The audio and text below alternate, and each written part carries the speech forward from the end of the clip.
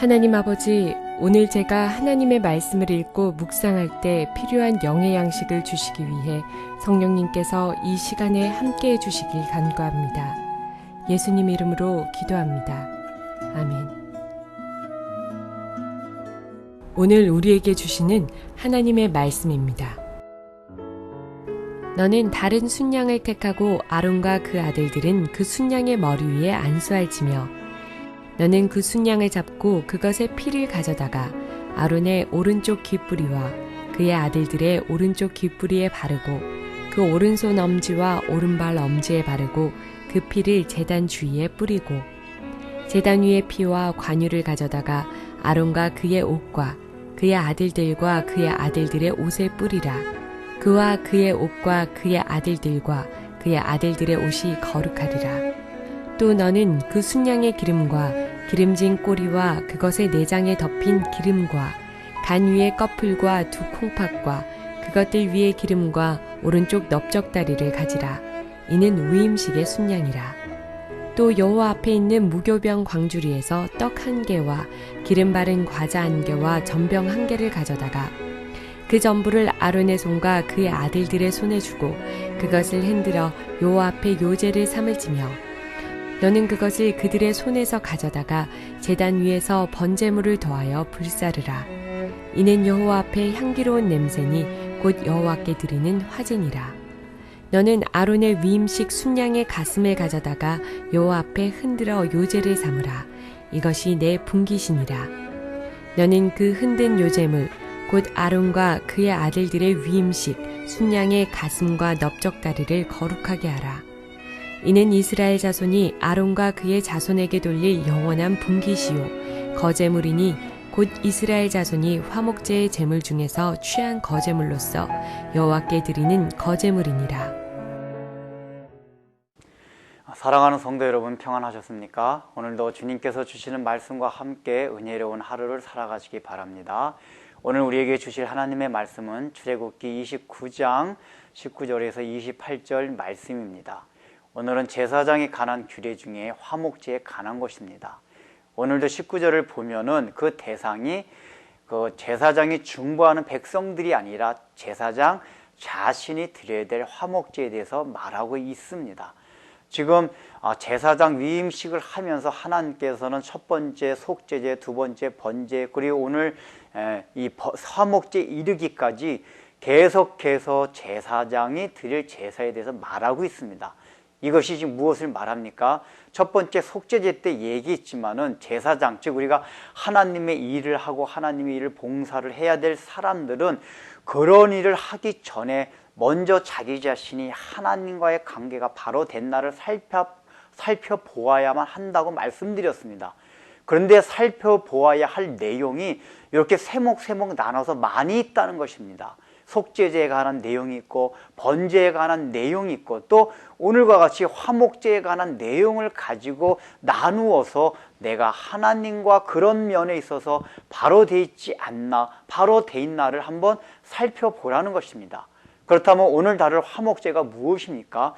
화목제는 제사장들이 백성들의 죄를 중보를 해가지고 하나님과 백성들을 화목시켜서 잔치와 같은 제사가 되게 하는 것이 바로 화목제였습니다. 똑같은 제사이긴 합니다. 속죄제도 결국은 하나님과 나중에 화목되게 하는 것이지만은 이 화목제 부분에 있어서만큼 실제적으로 하나님과 백성들이 완전히 하나가 되고 화목이 되었다는 것을 표징으로 하나님께서 보여주셨습니다. 그래서 약간 잔치와 같은 분위기의 그런 제사가 화목제였습니다. 그런데 제사장들이 지금 이걸 드리라고 하고 있는 것입니다. 이것을 통해서 하나님께서 보여주시고자 하는 것이 있습니다.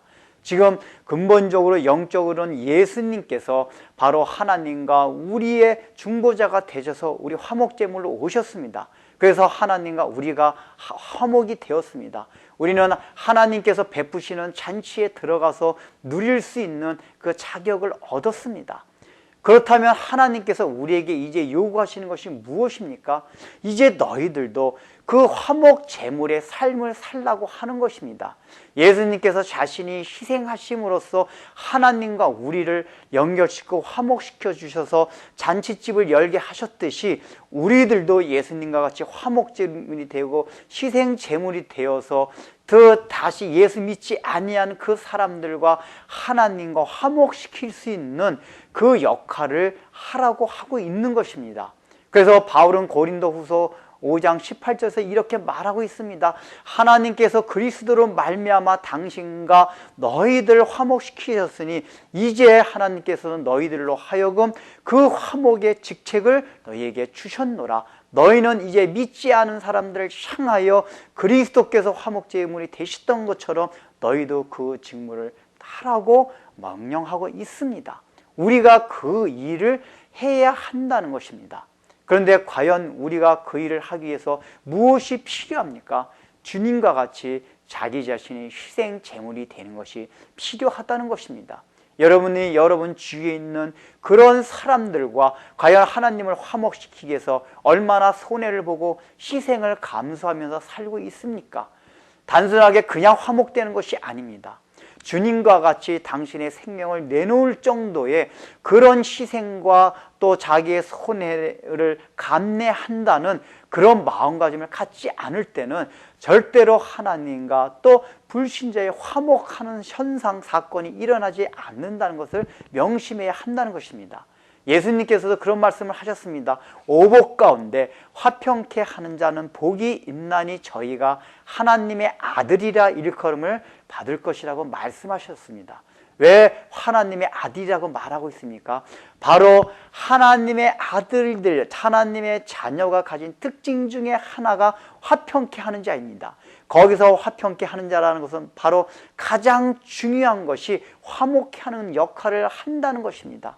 그 일이 무엇입니까? 바로 하나님과 내 주위에 아직까지 하나님과 화목되지 못한 사람을 화목시키는 그 제사장의 역할을 우리가 해야 한다는 것입니다.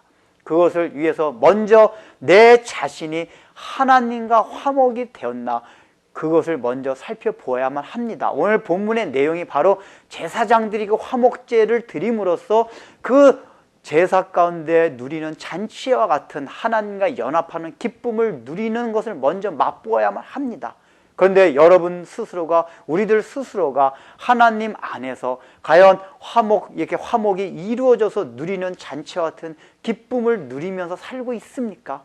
그것이 없으면은 우리가 제를 드리는 삶을 살 수 없다는 것입니다. 생각해 보십시오. 자기 자신이 구원의 기쁨이 없고 감격이 없는데 이것을 어떻게 다른 사람들에게 전할 수가 있겠습니까?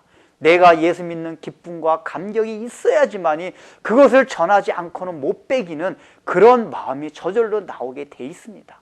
과연 여러분들 마음속에는 지금 화목제로 하나님께 제사를 드림으로써 누리는 잔치의 기쁨이 여러분 심령 가운데 있습니까?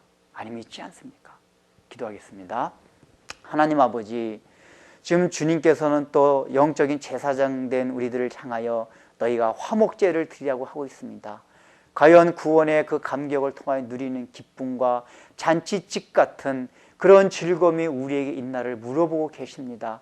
이것이 있을 때에만이 우리가 진정으로 또 다른 사람을 하나님과 화목시킬 수 있는 그런 또 그런 제물의 삶을 살 수 있을진데 우리가 아직도 그런 삶이 되지 못한다면 주님 앞에 우리 자신 스스로가 먼저 화목제를 드리고 하나님 안에서 누리는 그 잔치의 기쁨을 누릴 수 있도록 은혜를 베풀어 주옵소서. 그래서 주님께서 말씀하신 것과 같이 우리가 화평케 하는 자의 그 하나님 자녀로서 누리는 복을 이 땅에서 누리며 살아가게 하여 주옵소서. 예수님의 이름으로 기도드립니다. 아멘.